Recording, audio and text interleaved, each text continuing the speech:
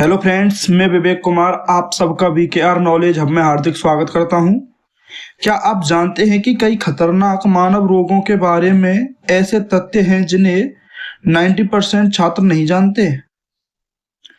अगर आप भी यूपीएससी, एसएससी, रेलवे, पुलिस या किसी भी कॉम्पिटिटिव एग्जाम की तैयारी कर रहे हैं तो यह वीडियो आपके लिए बेहद महत्वपूर्ण है।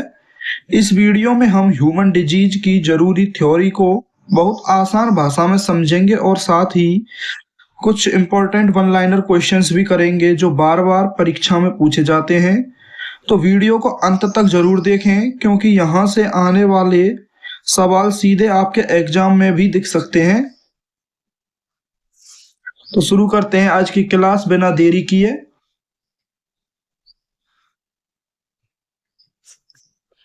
मानव शरीर एक जटिल जैविक तंत्र है जिसमें विभिन्न अंग, ऊतक और कोशिकाएं मिलकर शरीर की सामान्य क्रियाएं संचालित करती हैं।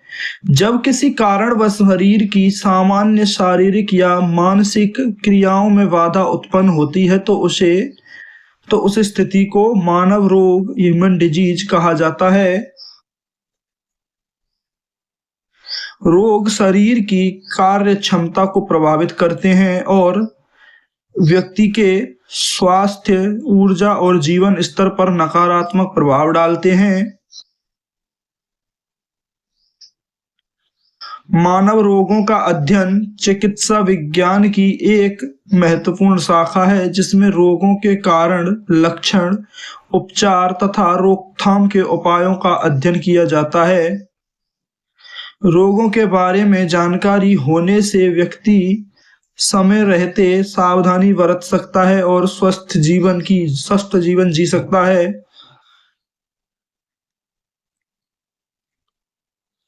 स्वास्थ्य और रोग की अवधारणा। स्वास्थ्य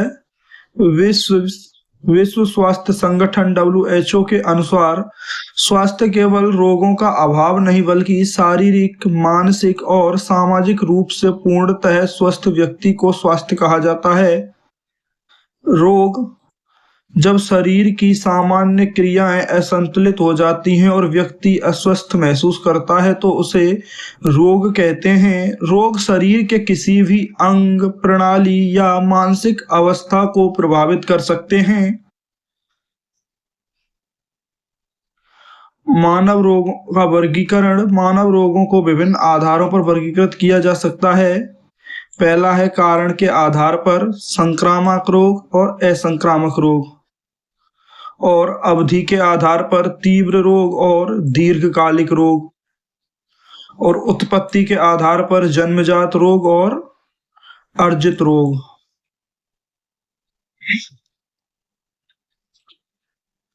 संक्रामक रोग।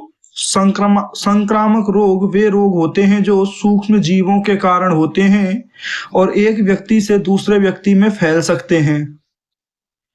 संक्रामक रोगों के प्रमुख कारक बैक्टीरिया, वायरस, फंगस, प्रोटोजोआ और परजीवी।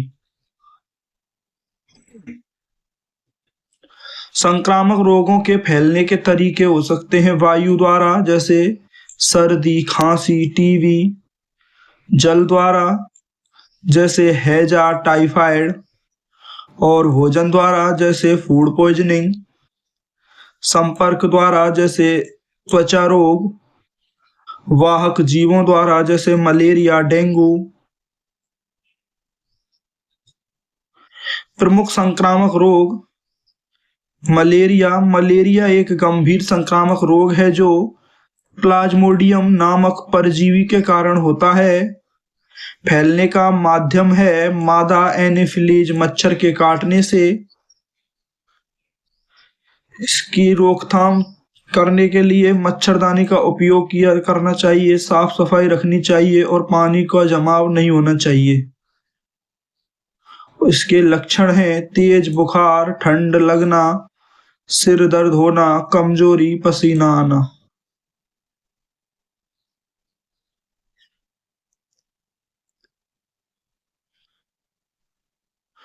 डेंगू एक वायरल रोग है जो एडीज मच्छर के काटने से फैलता है।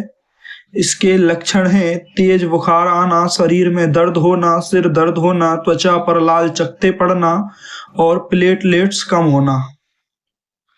इसके बचाव, मच्छरों से बचाव और घर के आसपास पानी जमा ना होने देना।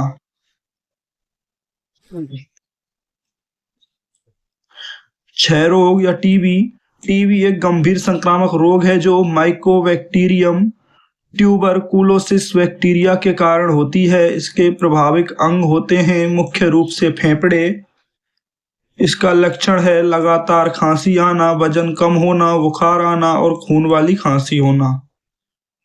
इसका उपचार है नियमित दवा।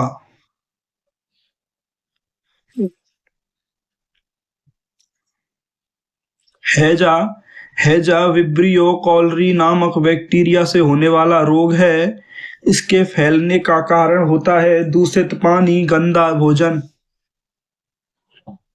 इसके लक्षण हैं दस्त, उल्टी और डिहाइड्रेशन, निर्जलीकरण।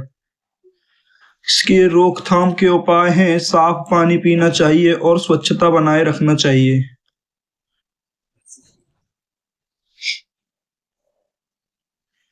असंक्रामक रोग। असंक्रामक रोग वे होते हैं जो एक व्यक्ति से दूसरे व्यक्ति में नहीं फैलते, जैसे मधुमेह, कैंसर, हृदय रोग और उच्च रक्तचाप।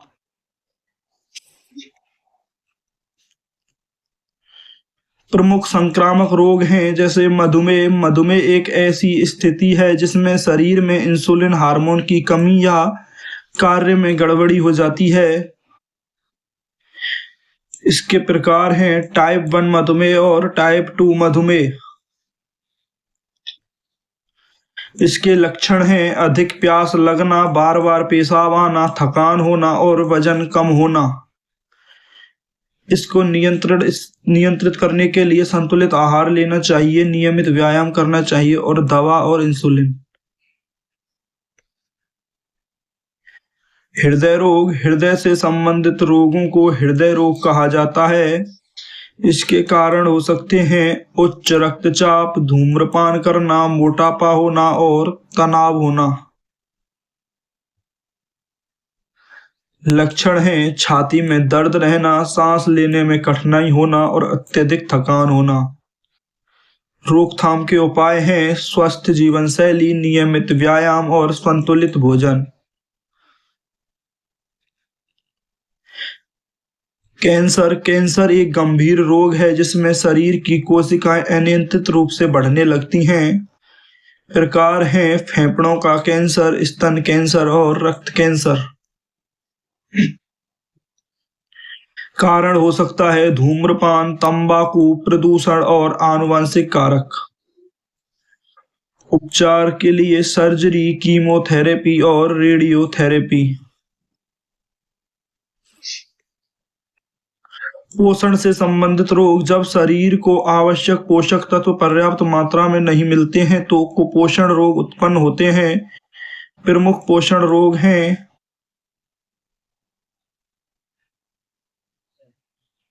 एनीमिया, आयरन की कमी से होने वाला रोग। इसके लक्षण हैं कमजोरी, चक्कर आना, थकान होना।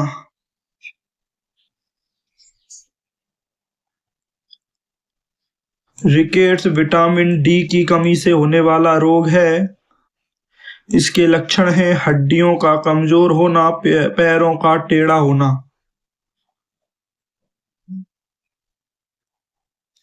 स्कर्वी विटामिन सी की कमी से होने वाला रोग है। इसके लक्षण हैं मसूड़ों से खून आना और कमजोरी होना। आनुवांशिक रोग। जो रोग माता पिता से बच्चों में जीन के माध्यम से पहुंचते हैं उन्हें आनुवांशिक रोग कहते हैं।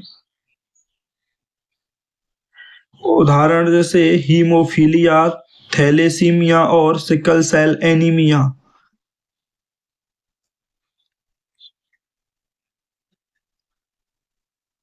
एलर्जी रोग। जब शरीर की प्रतिरक्षा प्रणाली किसी पदार्थ के प्रति अत्यधिक प्रतिक्रिया देती है तो उसे एलर्जी कहते हैं। इसका कारण हो सकता है धूल, परागकण, कुछ खाद्य पदार्थ। लक्षण है छींक आना, खुजली होना, त्वचा पर चकत्ते पड़ना।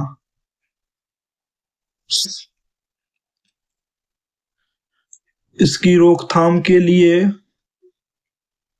सबसे पहले स्वच्छता रखनी चाहिए, साफ वातावरण, साफ पानी और हाथ धोने की आदत होनी चाहिए। टीकाकरण, टीके शरीर की प्रतिरक्षा शक्ति को बढ़ाते हैं। प्रमुख टीके जैसे बीसीजी, पोलियो, डीपीटी और खसरा।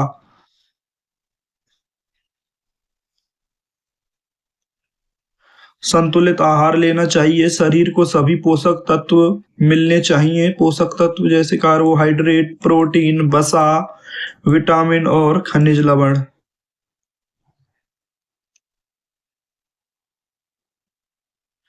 नियमित व्यायाम करना चाहिए, व्यायाम शरीर को स्वस्थ और रोग प्रतिरोधक बनाता है, जैसे योग, दौड़ना, पैदल चलना। मानसिक स्वास्थ्य, मानसिक तनाव भी कई रोगों का कारण बन सकता है। बचाव, मेडिटेशन करना चाहिए, पर्याप्त नींद लेनी चाहिए और सोच सकारात्मक रखनी चाहिए।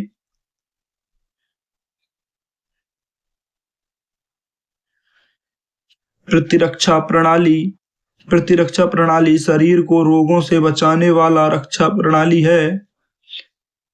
इसके प्रकार हैं: प्राकृतिक प्रतिरक्षा जन्म से प्राप्त होती है और अर्जित प्रतिरक्षा संक्रमण या टीकाकरण से प्राप्त होती है। आधुनिक चिकित्सा और उपचार, आज चिकित्सा विज्ञान में अत्यधिक प्रगति हुई है। आधुनिक उपचार विधियां, एंटीबायोटिक दवाएं, सर्जरी, टीकाकरण और जैव प्रौद्योगिकी, इनकी सहायता से कई गंभीर रोगों का सफल उपचार संभव हो गया है।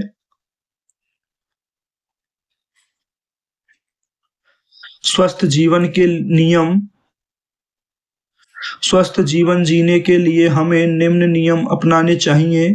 संतुलित आहार लेना चाहिए, नियमित व्यायाम करने चाहिए, स्वच्छता बनाए रखनी चाहिए, पर्याप्त नींद लेनी चाहिए, नशे से दूर रहना चाहिए और तनाव से बचना चाहिए। तो दोस्तों, अभी हमने ह्यूमन डिजीज की जरूरी थ्योरी को समझ लिया है। अब समय है आपकी नॉलेज की असली परीक्षा का। अब मैं आपसे 60 सबसे महत्वपूर्ण वन लाइनर क्वेश्चंस पूछने वाला हूं, जो अक्सर यूपीएससी, एसएससी, रेलवे पुलिस और अन्य कॉम्पिटिटिव एग्जाम्स में पूछे जाते हैं। कोशिश कीजिएगा कि हर सवाल का जवाब वीडियो को पॉज करके खुद दें और देखें कि आप 60 में से कितने सवाल सही कर पाते हैं। तो शुरू करते हैं। पहला क्वेश्चन है, मानव रोग क्या है? शरीर की सामान्य क्रियाओं में असामान्यता। स्वास्थ्य की परिभाषा किसने दी? डब्ल्यूएचओ ने। डब्ल्यूएचओ का पूरा नाम क्या है? विश्व स्वास्थ्य संगठन। संक्रामक रोग क्या हैं जो एक व्यक्ति से दूसरे व्यक्ति में फैलते हैं? असंक्रामक रोग क्या हैं जो एक व्यक्ति से दूसरे व्यक्ति में नहीं फैलते? रोग पैदा करने वाले जीव को क्या कहते हैं? रोगजनक। मलेरिया किससे होता है? प्लाज्मोडियम से।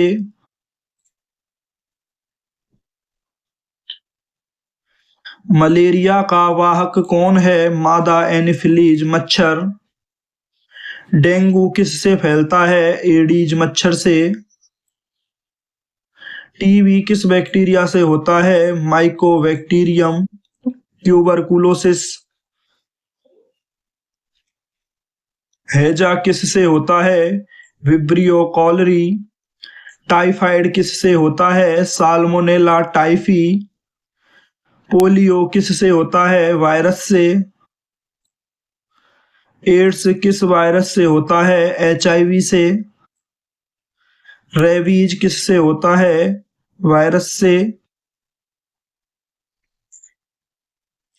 खसरा किससे होता है? वायरस से। चिकन पॉक्स किससे होता है? वेरिसेला वायरस से। सॉरी।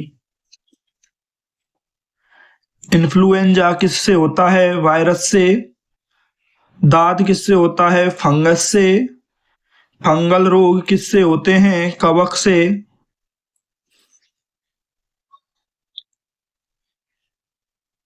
मलेरिया का मुख्य लक्षण क्या है? ठंड के साथ बुखार आना। डेंगू में क्या कम हो जाता है? डेंगू में प्लेटलेट्स कम हो जाती हैं। टीबी किस अंग को प्रभावित करता है? फेफड़ों को। हैजा का मुख्य लक्षण क्या है? दस्त होना। पोलियो किस प्रणाली को प्रभावित करता है? तंत्रिका तंत्र को। एड्स किस प्रणाली को प्रभावित करता है? प्रतिरक्षा प्रणाली को। रेबीज किसे प्रभावित करता है? तंत्रिका तंत्र को। खसरा में क्या दिखाई देता है? त्वचा पर लाल चकत्ते। चिकन पॉक्स में क्या बनते हैं? फफोले। इन्फ्लुएंजा का सामान्य नाम क्या है? फ्लू। स्कर्वी किसकी कमी से होता है? विटामिन सी की कमी से। रिकेट्स किसकी कमी से होता है? विटामिन डी की कमी से। नाइट ब्लाइंडनेस किसकी कमी से होता है? विटामिन ए की कमी से। एनीमिया किसकी कमी से होता है? आयरन की कमी से। गॉइटर किसकी कमी से होता है? आयोडीन की कमी से।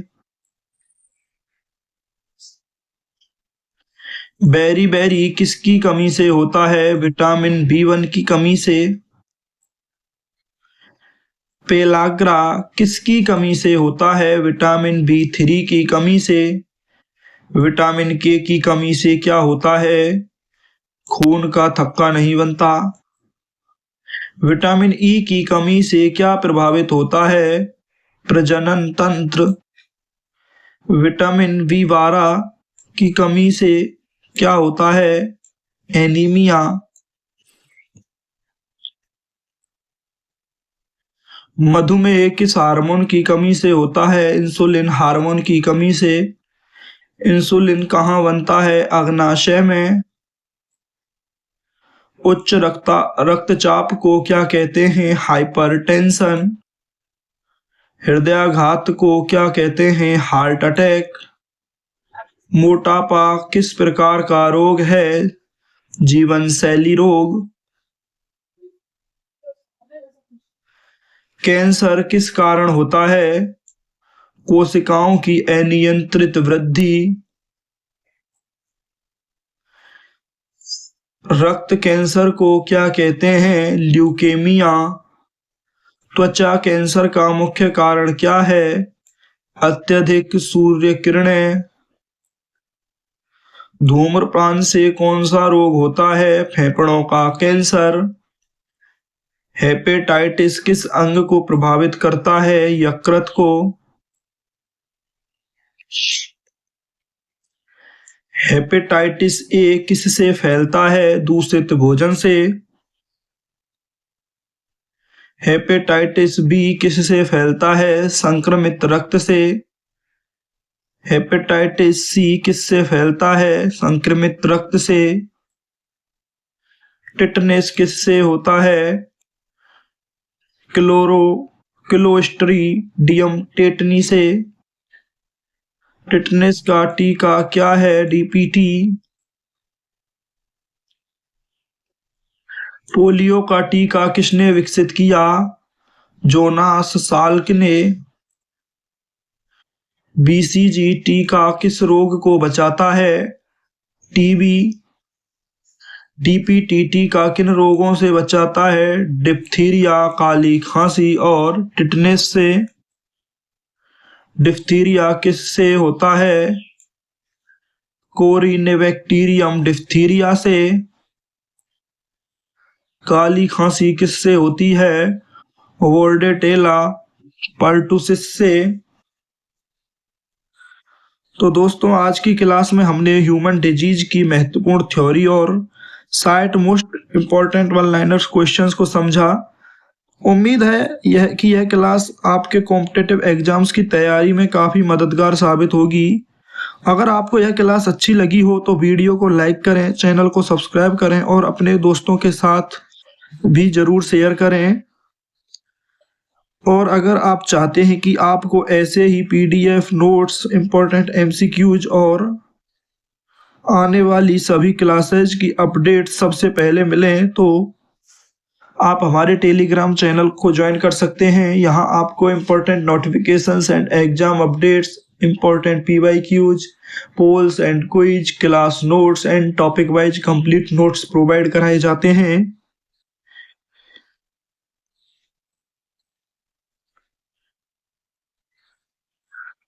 मिलते हैं अगली क्लास में इसी टॉपिक के सेकंड पार्ट के साथ, जहां हम आपको 200 वन लाइनर क्वेश्चंस कराएंगे। धन्यवाद।